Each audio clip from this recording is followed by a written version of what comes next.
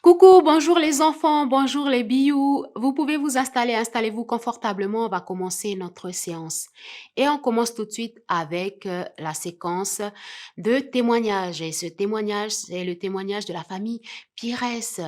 La maman des garçons, Isaac, Angelo et Hugo, m'a envoyé une vidéo. Et sur cette vidéo, je les voyais en train de louer le Seigneur. Voilà, c'était leur temps de louange.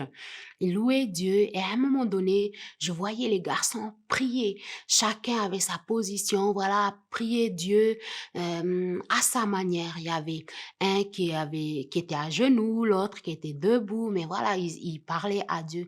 Et j'ai trouvé ça tellement beau, j'ai été touchée. Et j'ai communiqué avec leur maman et voilà que leur maman me dit que en fait, ils ont cette culture-là, c'est une habitude pour eux de prier Dieu et c'est tellement ils aiment tellement ça que, ils sont obligés à la maison de faire un programme de prière pour les temps de repas. Un prie quand pour le petit déjeuner, un autre pour le déjeuner et puis un autre pour le dîner le soir. Voilà. Et j'ai trouvé ça tellement encourageant, en plus des prières, avant de dormir et quand on se réveille et tout.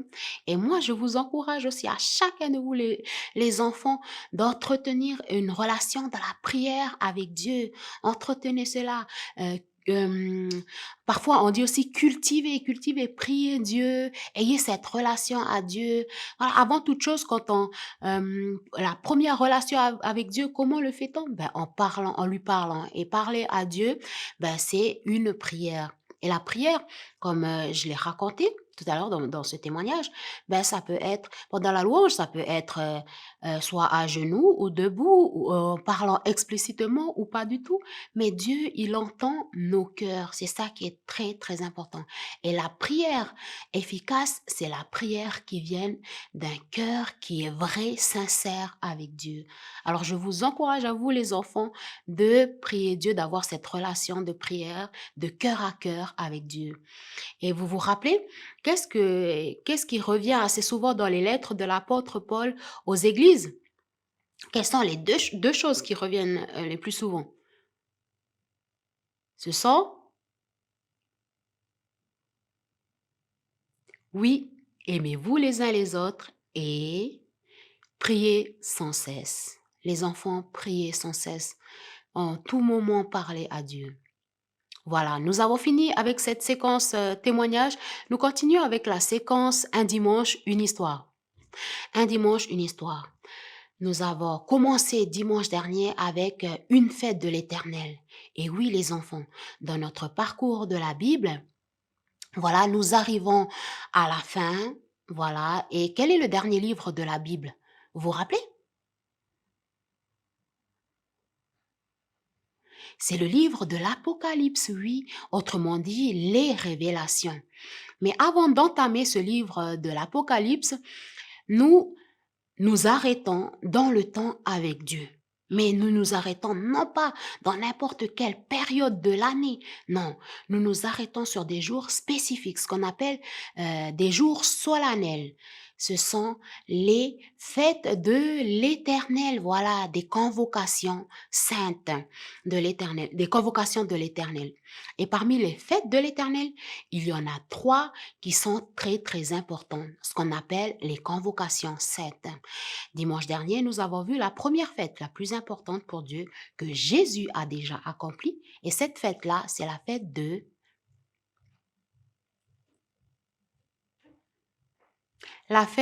de Pâques. Oui, les enfants. Cette fête de Pâques qui raconte la sortie de l'Égypte du peuple d'Israël. Voilà, ils ne sont plus esclaves maintenant, ils sont libres. Et après, et si vous voulez connaître plus en savoir plus sur cette fête de la Pâque, je vous encourage, les enfants, à aller voir sur la vidéo pour les enfants de l'église, pour les enfants de dimanche dernier, le dimanche 3 mai. Mais cette fois-ci, on va voir ensemble la deuxième fête la plus importante de l'Éternel. C'est la fête de, est-ce que vous savez les enfants?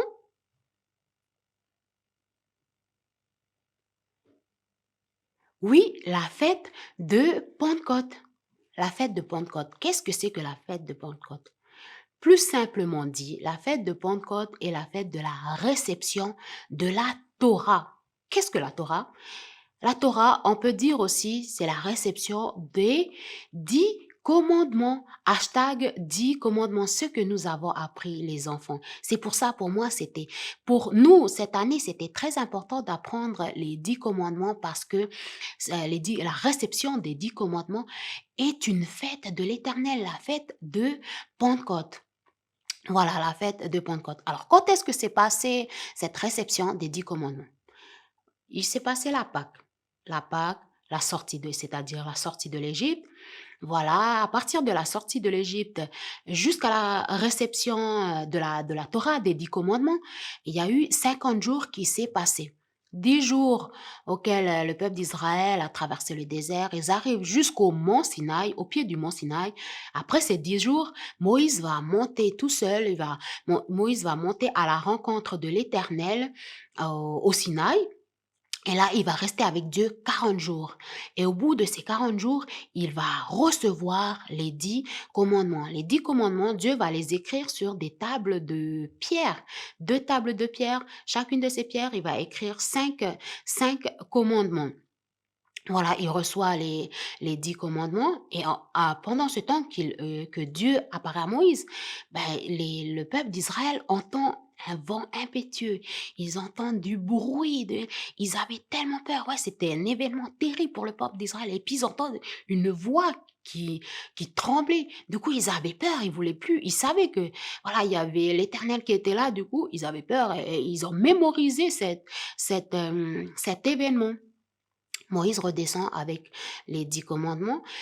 Mais ma question pour vous, les enfants, pourquoi les 10 commandements? Est-ce que vous savez pourquoi le peuple d'Israël quitte l'Égypte, ils sont libres, ils arrivent à un moment donné à un point précis dans le désert, et là, Dieu leur donne 10 commandements. Pourquoi ces 10 commandements? Est-ce que vous savez?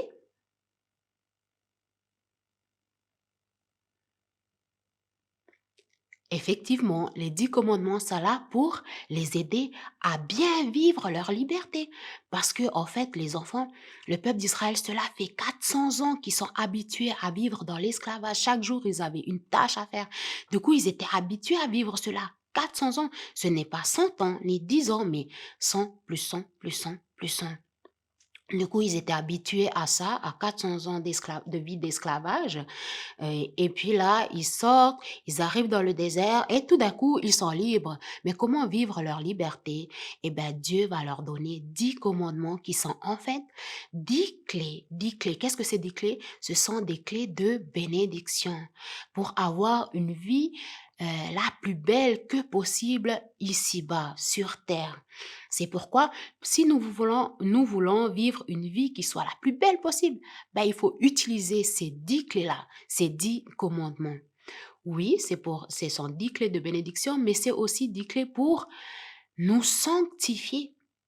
Sanctifier, c'est la sanctification. Est-ce que vous vous rappelez de ce que ça veut dire, la sanctification? Une fois, un dimanche, on a parlé de la sanctification. Est-ce que vous vous rappelez de ça dans une des vidéos aussi? Comment est-ce que vous pouvez définir ça, la sanctification? La sanctification, c'est effectivement être mis à part.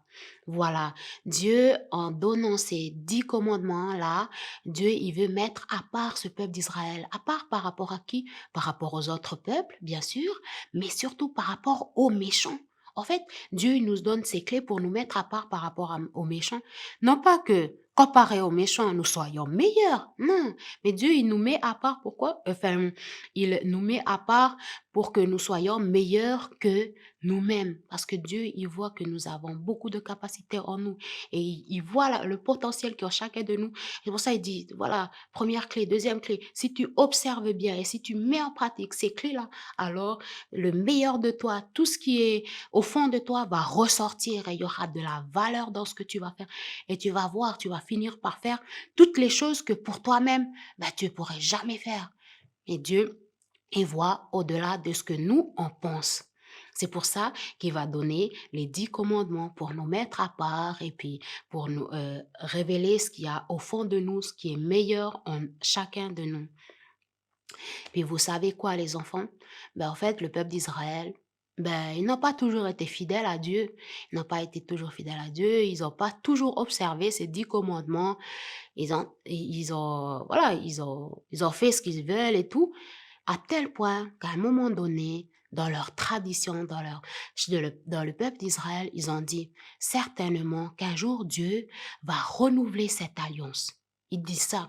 Le peuple d'Israël dit certainement un jour Dieu va renouveler cette alliance, mais il va renouveler cette alliance avec un peuple nouveau. Ce peuple-là sera composé des peuples d'Israël, mais aussi des gens de toutes nations. Et vous savez quoi, les enfants?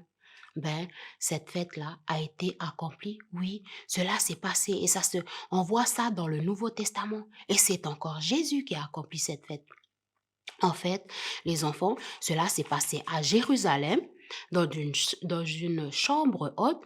Ils étaient 120 personnes.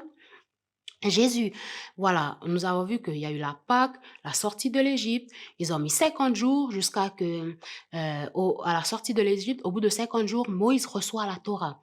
Et bien Jésus, et nous avons vu dimanche dernier que la Pâque, en fait, elle s'est réalisée en Jésus dans le Nouveau Testament, qui est mort sur la croix, qui est en fait euh, l'agneau immolé, l'agneau sacrifié, dans lequel on a pris le sang. Vous vous rappelez, dans la Pâque de l'Ancien Testament, on a pris le sang de l'agneau et l'a mis sur les portes pour que ceux qui habitent la maison ne soient pas atteints par l'ange de la mort. Et dans le Nouveau Testament, nous a dit que Jésus, en fait, c'est l'agneau immolé. Et par le sang de Jésus, nous sommes protégés aussi et nous sommes... en quelque sorte, nous pouvons être libres aussi de tout esclavage, désobéissance et tout ça. Et bien, après la mort de Jésus, après la Pâque, il y a eu 50 jours, après les 50 jours de la Pâque dans le Nouveau Testament, que s'est-il passé? Il y a eu le don, non pas de la Torah qui s'est écrit sur les tables de pierre, mais le don du Saint-Esprit qui n'est pas venu inscrire voilà, les 10 commandements sur les tables de pierre, mais inscrire les 10 commandements, la parole de Dieu, dans les cœurs de chacun des personnes qui étaient là. Et ils étaient 120 personnes. Et vous savez, en plus de cela, que s'est-il passé? Ben, quand il y a eu cet événement, il y a eu exactement du vent, il y a eu un vent impétueux, il y a eu du bruit. Et quand le Saint-Esprit est descendu, ben, il y a eu plusieurs voix. Et plusieurs voix de quoi? De différentes nations qui est venue sur les personnes. Et les personnes ont commencé à parler italien, ils ont commencé à parler français, les autres anglais, toutes des différentes langues. Et puis les gens qui étaient autour de eux, tout le monde, tous ceux de Jérusalem, ils ont entendu ça. Ils ont dit, mais c'est quoi ce vent impétueux? C'est quoi ce bruit? Ils sont tous partis voir. Et mais ils parlent tous des langues différentes, de différentes nations. Et ça, c'est effectivement l'accomplissement des promesses de ce que le peuple d'Israël, il s'est dit à un moment donné que certainement Dieu va renouveler l'alliance et cette alliance-là ne va pas concerner que le peuple d'Israël, mais le peuple d'Israël et les nations, ça sera un peuple nouveau. Et bien, ça s'est effectué. Jésus a promis aux disciples qui le suivaient, je vais partir auprès du Père, mais je vous enverrai le Saint-Esprit. Le Saint-Esprit va vous revêtir d'une puissance nouvelle et vous allez parler avec autorité. Et c'est ce qui s'est passé. Le Saint-Esprit est descendu. Au bout de 50 jours, ils ont attendu. Il est descendu, non pas pour écrire la parole de Dieu sur des tables de pierre, mais sur les tables de leur cœur. Voilà les enfants. Et Jésus a aussi accompli cette deuxième fête, qui est la deuxième fête la plus importante pour Dieu. Et oui, et Dieu nous demande aussi de mémoriser cela, de mémoriser de cela parce que il a renouvelé son alliance et maintenant ça ne concerne pas qu'un seul peuple, ça concerne un peuple nouveau. euh, non seulement peut-être des peuples d'Israël, mais aussi de toutes les nations aux alentours, et ça nous concerne nous aussi les enfants. Et toutes les fois, il y aura la fête de Pâques, ben, vous allez vous rappeler de ça. Ah oui, c'est vrai, il y a eu la réception de la Torah, ce qui s'est écrit sur les tables de pierre. Et maintenant, ben, nous pouvons l'avoir aussi, ces 10 commandements, mais dans notre cœur. Et pour cela, il faut accepter Jésus. Voilà, la clé, c'est d'accepter Jésus. Voilà, les enfants. Nous avons fini avec la séquence Un dimanche, une histoire. Je vous remercie les enfants. Je vous dis bon dimanche, bonne semaine et à dimanche prochain.